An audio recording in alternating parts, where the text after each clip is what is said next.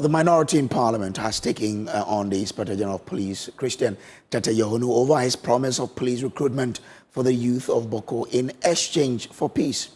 A latest clash between residents and police in Bawku on Wednesday has led to the death of one person and injuries to two others, including a police officer. The Inspector General of Police, Christian Tete-Yohonu, is currently in the area leading mediation talks with stakeholders to resolve the situation, where he is promising special police recruitment for the youth if they lay down their weapons, a position the minority is unhappy about. We'll hear from them shortly, but first, listen to what the IGP has been saying in his first encounter with the youth earlier today. And I hope, if I'm sleeping in Bawku tonight, I will not hear any gunfire. And I hope that people will assure me, so that I can sleep here and then I can bring more people, the NGOs and investors who want to come to Bawku. So I'm going to test it tonight. If for the next 3 days I'll be here and I don't hear any gunfire, then I know you have received my message. So please have confidence in us so that together we'll work and then we'll bring peace to this area. We assure you that when it comes to recruitment, we'll give the people of Bawku priority. We'll give the youth of Bawku priority. And so for that matter, a special team will come here to do special recruitment for people of the youth of Bawku. And I hope, if I'm sleeping in Bawku tonight, I will not hear any gunfire. And I hope that people will assure me, so that I can sleep here and then I can bring more people, the NGOs and investors who want to come to Bawku. So I'm going to test it tonight. If for the next 3 days I'll be here and I don't hear any gunfire, then I know you have received my message. So please, forgive us, forgive all the security agencies where they have gone wrong. If anybody has any special concern about any security officer, please report it to us. We are ready to solve that problem. And all your grievances should go to the overlord. And when overlord receives it, I speak with the overlord every day, and then he will tell me your concerns and we work together to solve it. The minority at a news conference earlier today registered strong objection to the IGP's position, warning it could lead to more chaos in the area. Kofi Amankwa-Menu is Deputy Ranking Member on the Defense and Interior Committee. The IGP's visit is rather going to create more problems than good. To say that lay down your tools, and that if you lay down your tools, we will consider you for recruitment, it's something that one cannot understand. Why should people, I mean, yes, it is important. In order to de-escalate the situation in the Bawku enclave, it is important that we get all parties involved to lay down their tools. But for me, it will be absurd to recruit people into the security services based on the fact that they've laid down their tools. What it means, that if you do not even meet the criteria to be recruited into the security service, you will be recruited into the security service because you have laid down your tool. That obviously is not the way to go. It is important that we deal with the Bawku issue once and for all. I mean, if we all know the sensitivities surrounding the Bawku issue, so if we are not careful and then one ethnic group lay down tools and then they are recruited into the security services, we all know the chaos this is going to create for the nation. It is simply not the way to go. And also now listen to the ranking member himself, who is criticizing government for doing little to resolve the issues in Bawku. Immediate security concerns, the instability has devastated the affected communities. Schools have been forced to shut down, depriving children of their right to education, while key institutions and businesses are fleeing the area due to safety concerns. Critical sectors such as education and healthcare are severely impacted, with teachers, nurses, and other professionals refusing postings to Bawku for fear of their safety. The continued insecurity is gradually crippling essential services, worsening the plight of residents, and deepening the humanitarian crisis. It is evident that the current approach to addressing the conflict has not been sufficient to restore calm. The government must demonstrate greater urgency and decisiveness. The deteriorating situation in Bawku is a national concern, and the government must take immediate action to prevent further escalation. The people of Bawku deserve to live in peace and security, and we urge, as a minority caucus, urge the government to prioritize a sustainable resolution to the crisis before it spirals further out of control. Well, let's take you to the area because my colleague Albert, was with the IGP, earlier today when he engaged with residents of Bawku. Albert, grateful that we have you tonight. What is the situation in Bawku as we speak?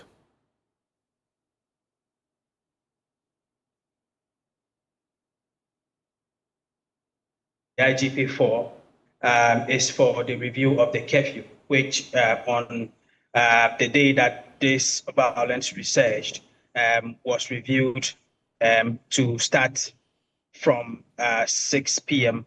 to 6 a.m.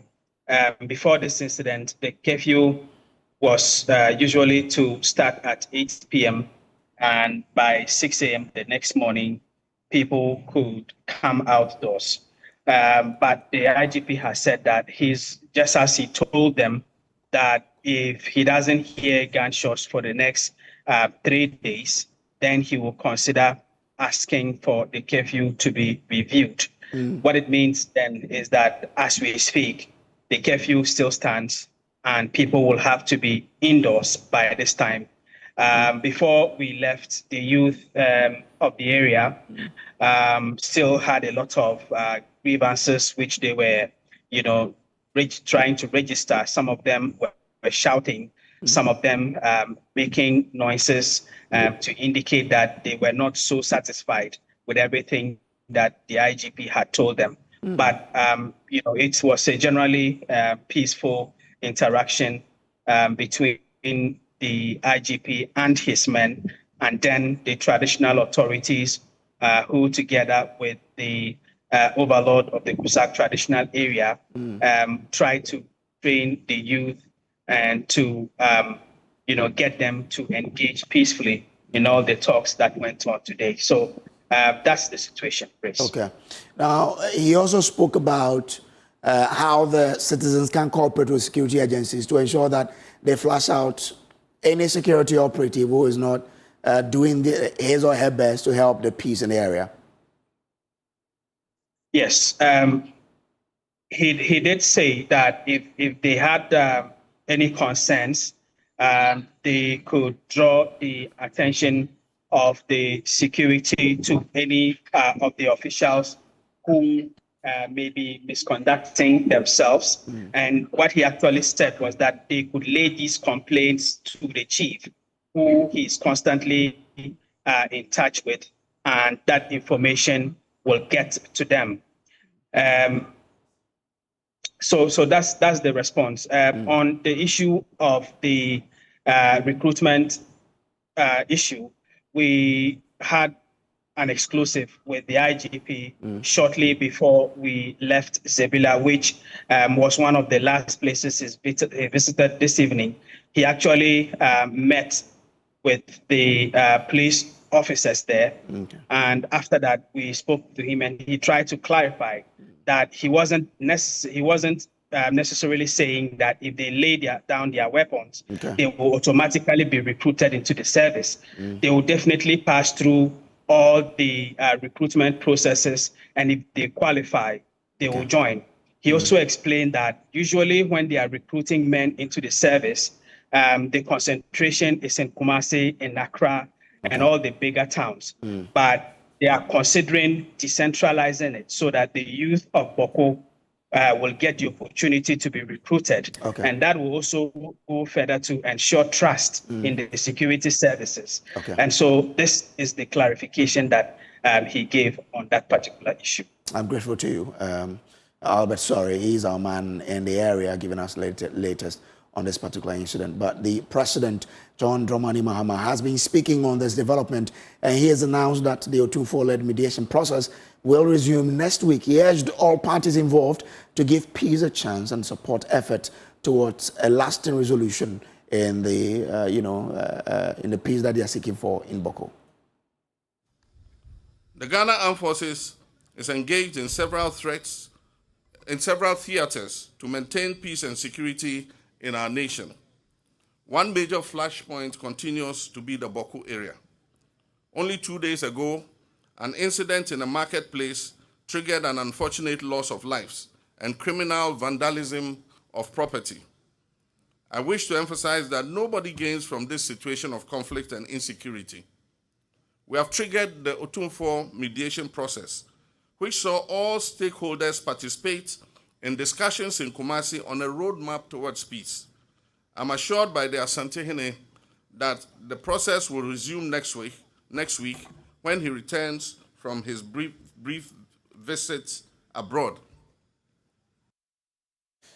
President John Dramani Mahama has been calling on Ghanaian citizens to collaborate with state security agencies to safeguard the peace and stability of Ghana in the wake of the recent drug trafficking allegations in Ghana. Speaking at a graduation ceremony at the Ghana Military Academy, the president emphasized that whilst the security agencies value public cooperation, they do not have the time or resources for deception and destruction. The Mahama-led government is currently embroiled in a controversy over suspicious flights in and out of Ghana. The minority has alleged that these flights were used for drug trafficking and money laundering, accusations the government has vehemently denied.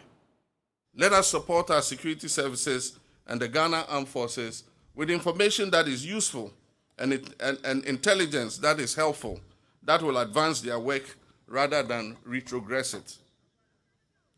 Let me reiterate that we will take all allegations of crime seriously and trigger our security service investigative machinery to go after criminals, no matter who they are. But let me state emphatically also that we do not have the resources and time to engage in any game of smoke and mirrors. Now, away from that, the Health Minister, Kwabena Kando, has urged government health facilities to use internally generated funds to address critical gaps in medical equipment maintenance. During a surprise visit to the Ridge Hospital here in Accra, the Health Minister criticized the hospital for failing to fix or replace CT and MRI scanners, which have been broken down for the past 2 years. There is more in this report. On a surprise visit to the Greater Accra Regional Hospital on Friday, Health Minister Kwabena Kando questioned Reverend Dr. Ralph Ama, a senior medical officer at the facility, after learning that the hospital's CT and MRI scan machines had been out of service for over 2 years. But see, I don't have a problem when you are using a machine and the machine is faulty or is down.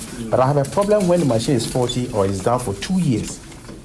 That's where my problem is coming from. There were more questions when the minister discovered that several washrooms across the facility, including those in the emergency ward, were closed. He immediately called for an emergency meeting with the hospital's management. Wait, I don't have access to it. Following the closed-door meeting, the minister announced the government would take immediate steps to repair the broken scan machines and restore the washroom facilities. Well, the way forward is either to maintain them or to replace them. So we'll try the first one. We'll try fixing it.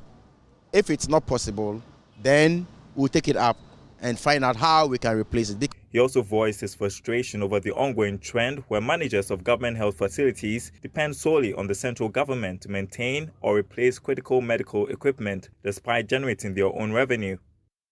But I'm yet to understand why government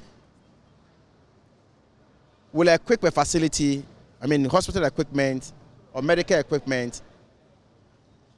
Hospitals will run these equipment in most cases for a fee. And yet, when the equipment are obsolete, they still want government to come back and maintain them or replace them. I think that must also change. Reporting for JoyNews, Collins Frimpong.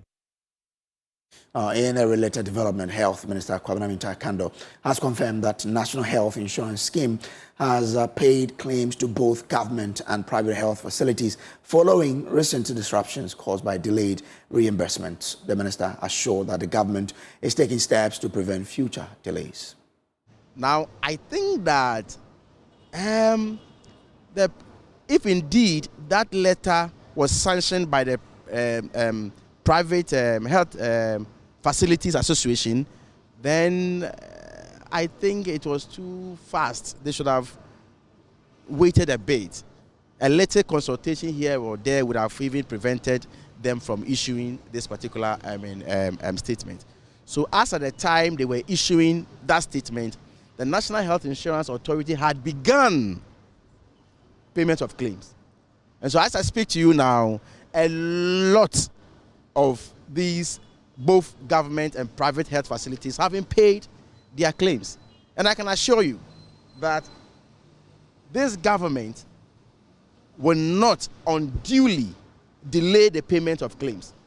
In fact, I have had conversations with the minister responsible for finance, and that he has made it clear to me that they are going to respect the provisions in the National Health Insurance Act 2000, where it states clearly that the National Health Insurance levies must be paid within 30 days into the fund. No minister for finance has been able to comply with this provision. And my minister for health, finance, promises that he's going to comply. And so I'm very sure that we are not going to wait. The Ministry of Energy and Green Transition has revealed that it will take government at least 18 months to fully implement recommendations of the Technical Committee on the Privatization of the Electricity of Ghana. The 7-member committee, which was set up by the Secretary Minister to look into the matter, has presented its report with 3 key recommendations, but it is emerging that the full realization of this may take a while. James Aveji has more in the following report. The Electricity Company of Ghana has continued to sink in debt for many years as persistent government interventions do not seem to work. The 7-member committee instituted by the Energy Minister John Jinapo to advise government on a possible privatization has recommended entity concession, multiple lease and service franchise to get ECG out of the debt. Speaking on the latest JoyNews National Dialogue on the matter, Deputy Director in charge of power at the Energy Ministry, Suleimana Abubakar, says it will take government at least 1.5 years to implement the recommendations. We want to also hasten, but surely. So you're looking at least 18 months. We need to, in drilling down these things, there's some further work that needs to be done on some cost-benefit analysis. You don't just hand over ECG or anything to the private sector without setting some baselines, knowing your assets, their worth, and negotiating. And depending on the option chosen, if you're going to maybe have zones or concessions, all of these have to be, be factored in. Dr. Nyakun Otu is Director of Labor Research and Policy at the TUC. Our position is that we are against privatization. We are also against the so-called PSP, and that we see the PSP and privatization as one and the same. Former Commissioner of the Public Utility Regulatory Commission, Dr. Nida Kwasante, says the problems of the power sector will not go away unless revenue mobilization is improved. The former MD alluded to the fact that the revenue that was being collected was insufficient for a number of reasons. But no matter what the reasons are, as long as you do not collect the revenue that is required to run the sector, nothing else will work properly. On the matter of the missing ECG containers, former Managing Director Abdubik Mahama has refuted allegations and abandonment of materials at the port. It's very easy for somebody to say that it's over-procurement. In the life of a utility, is there a statement like that? Heavy is the head. I found myself in a place where you sat in the chair, there are over 800 or 900 projects screaming for materials. You didn't have the requisite revenue at that point. You That's what I'm saying. If they had called to ask for the requisite documentation that covers this, oh, what led to this? What led to that? Why were you thinking this way? This was his position on the alleged auctioning and repurchase of some of these containers by the ECG. I'll be honest with you, under my tenure, I never ever procured any container back. Under my tenure, when I heard of a container auction, I wrote to complain about it. Meanwhile, government continues to engage other stakeholders in the power sector, hoping to see a smooth privatization of the power distributor. James Savage's report for Joy News. Away from that, the Constituency Executive Committee of the National Democratic Congress in Atiwa East has dismissed attacks on its constituency chairman, who is in a pole position of being nominated as the district chief executive for the area. According to them, these attacks are baseless and politically orchestrated to malign Ernest Owusu team, who has served the party with dignity. Addressing the media in Enyinem, the Constituency Executive Committee, together with ward coordinators, want the party hierarchy to tread with contempt accusations aimed at casting a slur on the image of the constituency chairman. Edwin Kofisiao has more. According to the Constituency Executive Committee, the chairman, Ernest Owusu team, has been a target of some few disgruntled individuals due to the massive endorsement he's received across the length and breadth of the constituency. They are calling on the national leadership of the NDC to disregard any petition or complaint against Mr. Intim, urging the party to rather reward his loyalty and effort with the DC appointment. The constituency youth organizer, William Aduchei, read the statement on behalf of the committee. The time has come for the NDC government to reward Ernest Owusu team for his hard work, his dedication, his tenacity. And let me remind you, Ernest Owusu team is indeed the hope of the youth in Atiwa East. The group highlighted Mr. Intim's commitment to the party, noting that he has been instrumental in expanding the party's support base, funding campaign activities, and initiating social intervention projects.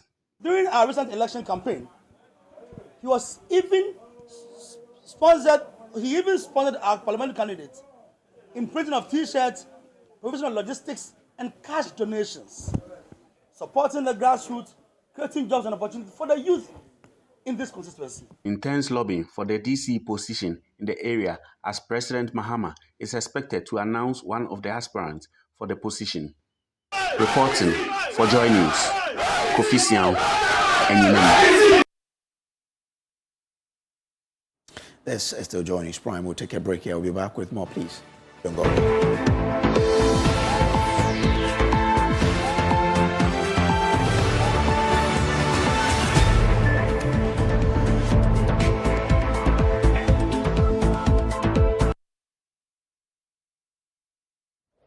Welcome back from the break. Now, government has announced its commitment to end the double-track secondary education system by 2027. According to Education Minister Haruna Idrisu, the previous administration introduced the system because of inadequate infrastructure to support what he described as the noble dream of expanding access to secondary education. Addressing CHAS members in CIM, the minister urged the Association of Heads of Assisted Secondary Schools for a dedicated formula starting next year for infrastructure expansion by the government to end the double track. Precious Semevo has more. According to the Education Minister Haruna Idrisu, the forum with members of the Conference of Heads of Assisted Secondary Schools, CHAS, was for him to learn and hear from the stakeholders' concerns affecting and challenging the delivery of quality secondary education. He noted that the government will be compassionate to members, even as they are free to criticize or raise concerns politely and respectfully. Responding to some of the concerns raised by Reverend Father Stephen Osuseche, president of CHAS, the minister said the government is committed to ending the double-track system by 2027 with the expansion of infrastructure to increase the intake of students. But at least policy guidance that next year you should identify one or two child schools for major infrastructure investment. So we expect that next year into your formula. You should have a dedicated formula that looks into expanded accommodation, expanded classroom infrastructure for a number of child schools so that you can increase your intake for purposes of supporting government to end the double track system. We expect that by end of year 2027, the double track system must be a thing of the past. He said the government requires an investment of $2.5 billion in infrastructure to meet the needs of the education sector up to 2028. From where I sit, between now and 2028, the education sector alone, if we are to respond to your needs, will require an investment of not less than $2.5 billion to get your infrastructure running. From preschool through junior high school, through secondary education, into tertiary education. And there must be special attention for CHAS. I assure you for that. On the thorny issue of secondary school feeding, the minister assured CHAS checks would be ready by Monday, April 14, 2025, after the board of directors is named. Precious Semevo, Joy News, Sunai. Now, the Forum for African Women Educationists, FAWE Ghana, in partnership with Mastercard Foundation, has awarded fully funded scholarships to 200 students under the second phase of the FAWE Mastercard Foundation Scholars Program. The comprehensive scholarship package includes tuition, stipends, laptops, textbooks, and other academic support. Beneficiaries have been enrolled in various STEM-related programs across 6 technical universities in Ghana. The scholarship program aims to strengthen the academic and professional capabilities of young Ghanaians. Richard Amweni is the national coordinator of FAWE Ghana. So the students were selected from 7 regions in Ghana. These regions were determined based on educational indicators and the poverty index from the Ghana Statistical Service. And so we have the Savannah region, we have the Volta region, we have the Northeast, we have the Northern region, we have the Upper East, then Upper West, then Oti region. So these are the 7 regions where we selected the beneficiaries from. And these beneficiaries are supposed to come from economic challenge background, climate displaced area, and where they have been able to make it, but they don't have the financial resources to be able to continue tertiary education. I would say in terms of percentage, we have 80.5 for the female, then we have 19.5 for the male. This is the official announcement of FAWE Ghana Mastercard Foundation Phase 2 project, the first cohort 200 beneficiary that has been placed in this 6 institution within the technical institutions in Ghana. We are looking at a situation where we'll have equitable and inclusive society where all Ghanaian girls and women are thriving. We want a situation where the affirmative acts that has been passed will not just sit on our tables and our chairs, but we will see a meaningful transformation and representation in all levels of our living, governance, and our daily life. We can build the strength of our community. We can do community mobilization without waiting for extended funding. Because, trust me, all funding agents are going to reduce. After the announcement of US aid, most funding agents are coming out with a strategy of how to reduce funding, especially to us that are middle-level income. And so we have to get ourselves prepared. Either than that, we'll be out of business. Well, dozens of young people in Western North region to Town City are charting a new path toward economic independence after completing skill training under the Cargill and International Cocoa Initiative Apprenticeship Program. The initiative, aimed at combating child labor in cocoa growing communities, is equipping the youth with employable skills in trades such as tailoring, carpentry, welding, hairdressing, and auto mechanics, offering them a sustainable alternative to hazardous labor practices. There is more in the following report. 60 young men and women graduated from the apprenticeship program jointly sponsored by Cargill and the International Cocoa Initiative at a ceremony in Sefi Bekwai in the Bibiani Anriaso Bekwai municipality. The initiative designed to fight youth unemployment and reduce child labor in cocoa-growing communities offered training in tailoring, carpentry, hairdressing, welding, and auto mechanics. Graduates received hands-on training, mentorship, and startup toolkits to launch their own businesses. In attendance were community leaders, officials from Cargill, ICI, Cocoa Board, and families of the graduates.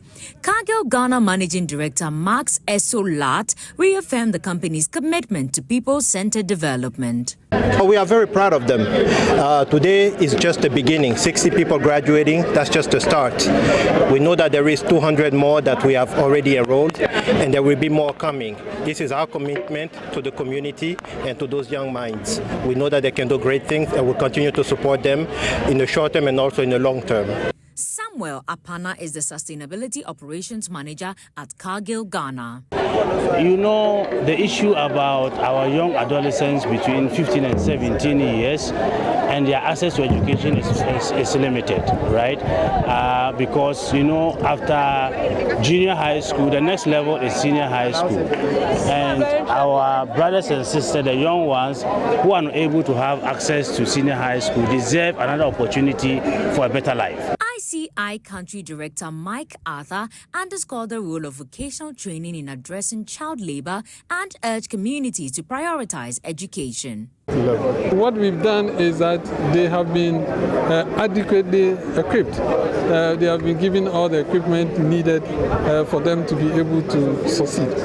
But this is not the end of it. It is for them to take it, to the next level.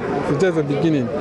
One of the beneficiaries, Seidu Madina, to express gratitude to Cargill and ICI for the opportunity.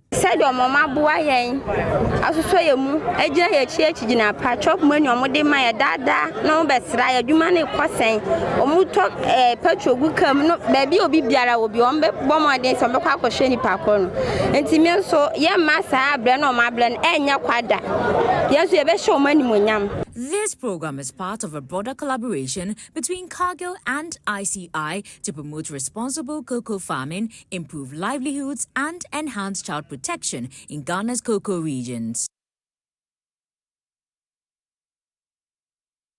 Well, information coming to us here at JoyNews indicates that the Public Utilities Regulatory Commission has just increased tariffs, for the next quarter ahead of us. And the statement says the Public Utilities Regulatory Commission has concluded the regulatory process for the quarterly adjustment of electricity and water tariffs for the first and second quarters of 2025.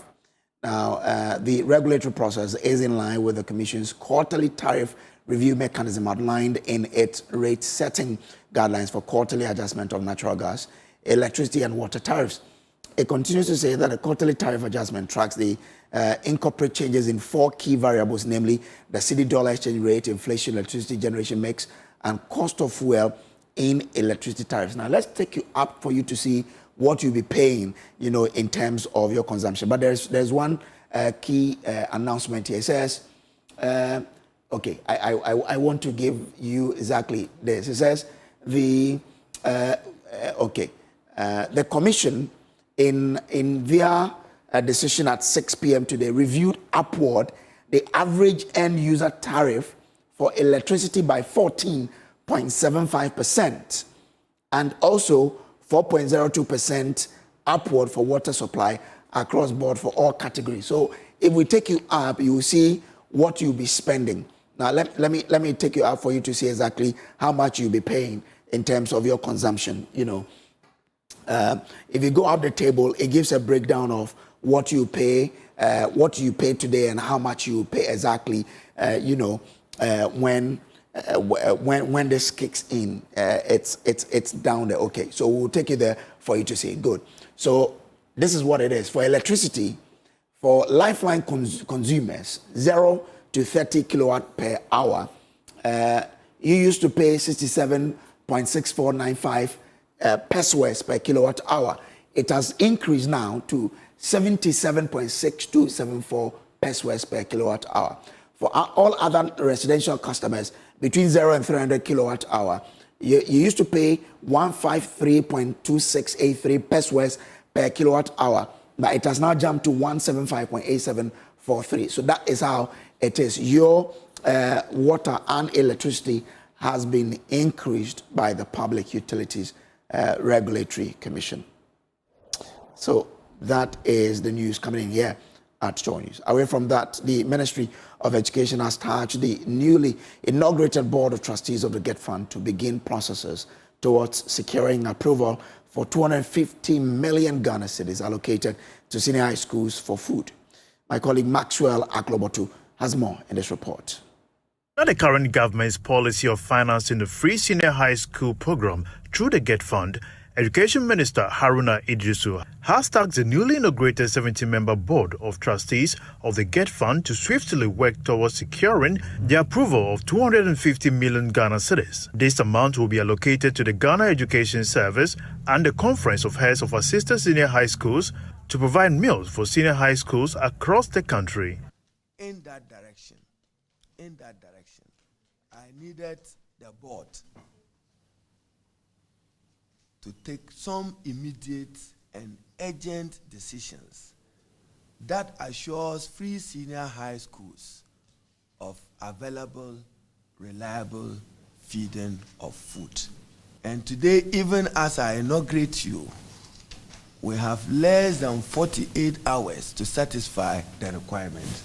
So, Chairman, I'll urge you and your members to begin your first sitting even after this inauguration, because we need immediate approval for the release of at least 250 million cedis, Ghana cedis, to the GES and NHIS to provide for feeding for senior high schools across the country. He also urged the board to prioritize equity in allocating funding across various levels of education to ensure alignment with government policies. Additionally, he emphasized the need to focus on completing approximately 3,500 projects that have been initiated by the GETFund but remain unfinished. You see an amount of less than 1.5 billion allocated for basic education. An amount of not more than 1.5 billion allocated for tertiary education. That is not equity. Initiated and standing as far back 2014, 2015 to yesterday, we are all Ghanaians.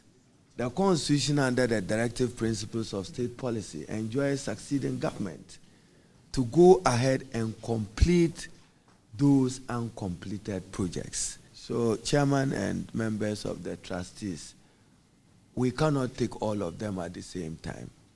Maybe you pick some few, make your own recommendations, we get them completed. The Member of Parliament for Ho West and Chairman of the Board of Trustees, Emmanuel Bedra, speaking on behalf of the committee, assured that they would deliver excellent results. Maxwell Aklobo to report for JoyNews. We'll take a break here. We will be back with Showbiz with your lady, Becky Bex. Stay on.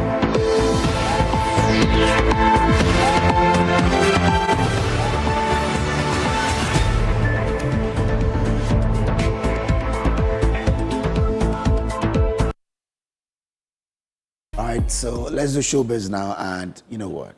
When it's Friday and Becky Bex is here, you have to expect bigger and greater things. So let me welcome her in a grand style. How are you doing? Hello to you. How you doing? Well. I'm very excited today. We're doing something very different today. Okay. We're having 2 people calling. So if you are home and you're watching, please call in. I have tickets for you. You will be attending the Arise concert by IJM, and I want you to be there with me. So please call into the show. But before... so we'll put the numbers on the screen. On the screen, and they can so you can call in. But before that, this weekend, we have Efajinam Bobo Band. They will be next the band to share their story on the E-Vibes musical band series. Efajinam Bobo Band is passionate about promoting the beautiful culture of dance and music. The band, even though new, is known for its vibrant and rich display of bobo dance and also classic renditions of songs. They will tell their story on Joy News on Saturday 4 p.m., repeated on Sunday 10 a.m., 10:30 a.m., and on Friday 6:30 p.m. on Joy Prime. On Joy Prime, actually, on Saturday is 4:30 p.m. So please make a date with us here on the show. We will be waiting for you, Bobo Ban. So I'm told people are already calling. Oh, people are calling in. So, thank you so much. So please calling. This is what you should be thinking about. On Sunday, you should be at the Arise concert. Brazier, there are some people on the It's happening at the Agape House, New Testament Church, East Legon. And we have Eugene Zuta. Coming. We have there. Ruthie Boat, and Nana Asiedu. Yes, Nana Asiedu is also part. So if we have any caller. Okay, I'm told we have Eric is on the line. Hello to you, Eric. Oh, good evening. Good evening. We've never done this before, and you have yourself one ticket. Are you married, Eric? Yes, I'm married. You have 2 tickets, darling. But there's one question for you, though. Okay. That's fine. Do you know the COO for the multimedia group? Oh, unfortunately. You should be learning these things. I'm so kind. I'll give it to you. He is called Ken Ansah. Okay. Yes. That's the name of our COO. And he has a lot of money. You can come by. just come by, look for Ken Ansah. He'll give you money. Becky, the point is that he is a good man with a good heart. With a good heart. Exactly. Yeah. So, even this evening, I'm going to take his money. So please, right. Thank you so much for calling. We're grateful for your time. Who else is on the line? I think we have, is it Bright? Oh, Bright is on the line. Bright. So Bright is as bright as a bright morning star. Bright morning star. So. Well, by calling in, you've gained 1 ticket.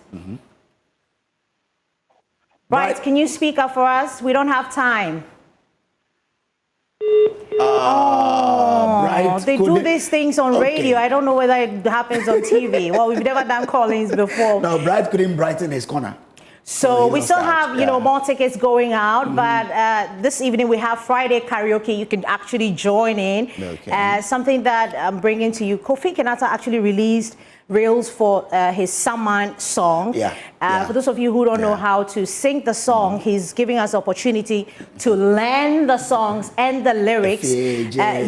So that's for us. If there's any other caller, what you're going to do is... Nuruddin, you're on the line. Where are you calling from? We lost. We lost Nuruddin. Nuruddin. Well, Nuruddin could be in Accra. Nuruddin, well, could be anywhere. We're everywhere. How many tickets do we have left? I have with me 1, 2. 2. So we still have 2 more tickets. But please, Derek, can we go straight to our Friday karaoke whilst we wait for? We have 2. 2 minutes more to call in to the show. Okay, Paul. Paul is the last caller. We are dedicating that Samai song to you. Paul, tell me, when do we air E-Vibes? Hello. Paul.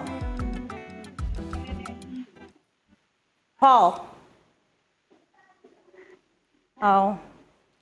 Paul, don't listen to yourself on the telephone, on the TV. Okay, he says 8 o'clock. No, darling. It's not 8 p.m., but I can tell you it's not 8 p.m., but I'll tell you because we don't have time. It's actually now moved to, what's the time? All right, you are telling him. Why do you want me to tell him? Oh, it's on, Saturday. It's on Saturday at 4 p.m. on Joy News and 4:30 p.m. on Joy Prime. So that's the date. Please stay with us tomorrow. Watch it. We have the Efajinam Bobo Band, and you've earned yourself 2 tickets. Do you have a wife? Looks like the couples are calling. Paul has 1. Oh, we lost. So Paul, you have only 1. Yeah. But thank you so much for calling in, and thank you to the Oh, he was there. Yes, please. I have a wife, please. Oh, you have a wife? I have a wife. Oh, yeah. Say hello to your wife. Do you have children? We love you and your wife. Thank you to your wife for allowing Thank you. I'm grateful. I love you too. We love you here. We're dedicating someone to you. We're grateful for your time. We hope that we've earned the privilege of your time here on the news. Tomorrow we have Samson also coming in. Samson Ladi coming in with News File at 9 a.m. And also this evening, Pius Kojo Baka. Please stay with him for the Joy Prime Business. Okay, I need to be abreast with everything happening here. Let's go karaoke. Oh, we still have Uma. Oh, well, that's well. So this evening, Acheme. Well, what is Acheme? I don't know. That's Acheminka. No, Acheminka. Oh, you see, that's the reason why we have to enka efie. Say efie jedu. Mawuye majushi. Acheminka mawoseraga no swi. Saya unyele mkuwani. Ikamwada babi mechibi. Sana nyami mkuwani bada sinoriego. Samane na maba ufi. Busy. Oyambo, wakayambo, nipanyo. Brace. Oyambo, wakayambo, nipanyo. You remember that for the show? Nipanyo. So we still have one ticket. We're grateful. Log on to myjoyonline.com. That's where you find all the news. We're all going for the Arise concert, which is happening on Sunday. So after church, just join us at the Agape House New Testament Church at East God. Thank you.